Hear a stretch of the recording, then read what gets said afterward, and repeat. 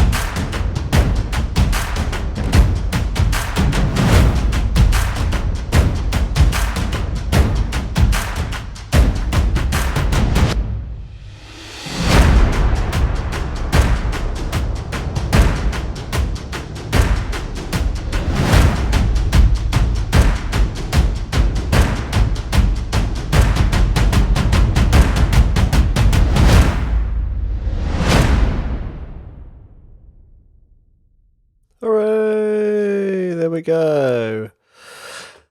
That was the track.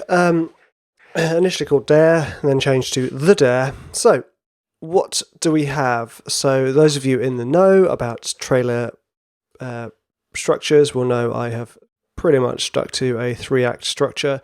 I have shifted it somewhat. I've broken the rules a tad. My 3rd act is small, and my 2nd act is big. The reason being, to be honest with you, I was aiming for slightly lazy writing, I guess you'd say. No, targeted lazy writing. I knew that these weren't going to be used for huge, massive sounding 3rd acts. So what I did here was just added a variation of what we'd heard before, just a shorter version with a more obvious build. So let's break it down. Now, clicks, claps, sticks, these are going to be your intro tools, and you can hear them here.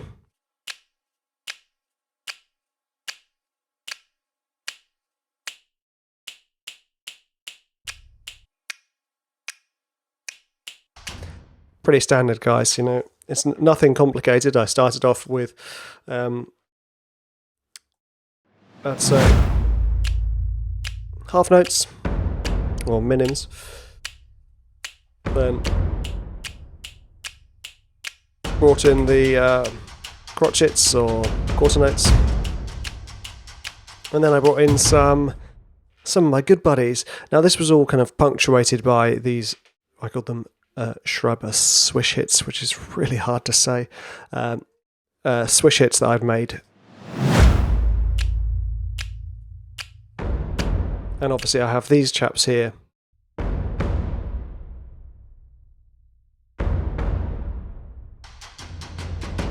So that's Hans Zimmer's taiko ensemble. Big drums, not playing often, just punctuating. And these are the Cerberus ensemble's sticks, which I think sound fantastic. And then more of the Cerberus stuff. The Cerberus ones are great. The Cerberus sample library, that is. It's great because you have two options for these drum kits. So it's full kits with toms, kicks, and there they go, grand cassas, which are massive orchestral bass drums. You have the option of having loose and tight, and the loose ones are great for kind of fills and hits because they kind of sound like flams. Obviously, that you notice we've got a bit of a swing going on here.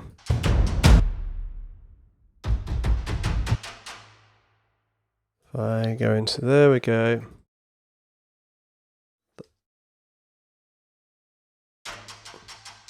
I think initially I actually wrote this without the swing, but just the swing added this lovely sense of cool to it, which I really liked.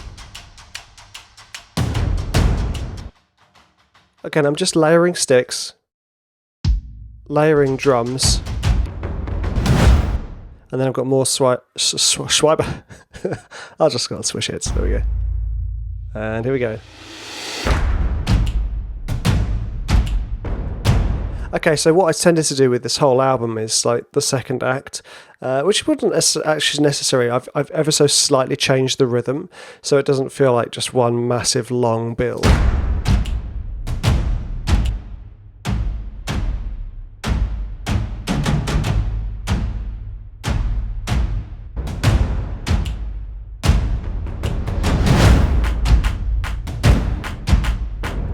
And then here, it's a really simple way to extend your idea. You've got this dung, dung, ga-dung, dung, ga-dung, dung, ga-dung, ga-dung, ga-dung, ga-dung. Now what do? Do I just repeat it again? No, you repeat it again with something else on top, with an added layer. And sometimes just a simple clap. You hear that? Works fine.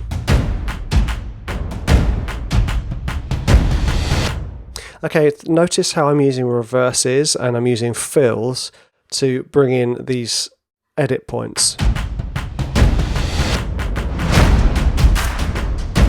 Okay, so this was essentially my third act, really. I mean, if I'm being totally honest with you, this was like the big drums. But I got to the end of it and I was like, oh, it's only 1 minute 20. I should do something else. So if I break down this section here.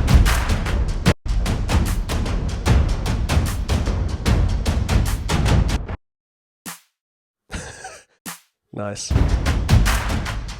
It's all brought together by these big claps.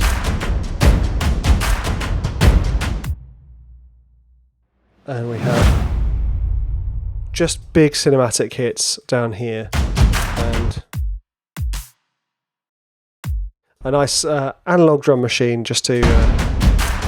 digital analog drum machine. It's just a drum machine.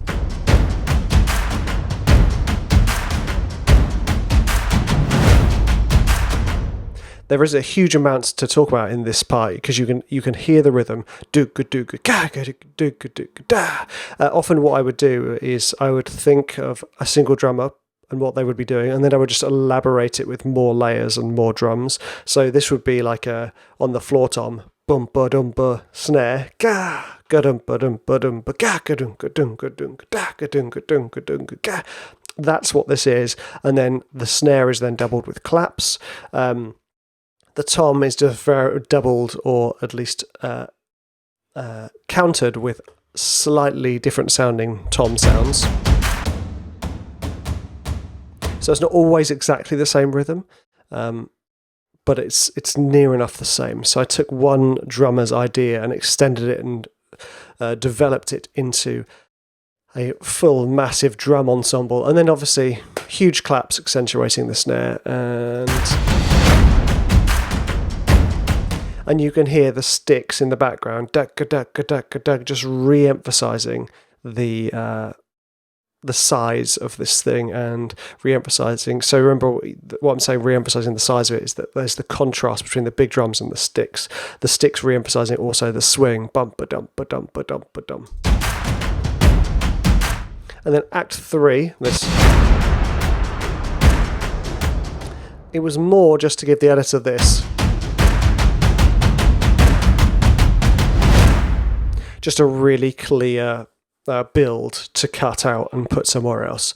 It was very functional. Obviously, I did something right. It got placed very quickly, which was great. So your takeaways from this little walkthrough are to imagine a drummer playing a single rhythm. So here, this is essentially the drummer banging his sticks. Click, click, click, drum fill, do-go-go-doon. Click, click, click, and then the drum rhythm comes in here. Again, I'm thinking floor tom. I bet my mind as a guitarist on the drums works like this: floor tom, snare, kick. That's about it, really. Perhaps the sticks, perhaps the crashes, but floor tom and snare. So I'm just, again, a slight change of rhythm. And then I've developed that rhythm there. Another way you could look at this is, let me just find the one, whichever one's doing. It's these guys. Another way you can do is you can just to kind of give you guys an aid, you can write the full rhythm, and then you can just start taking things out and just be like, okay, well, what happens if I take this out and this out and this out?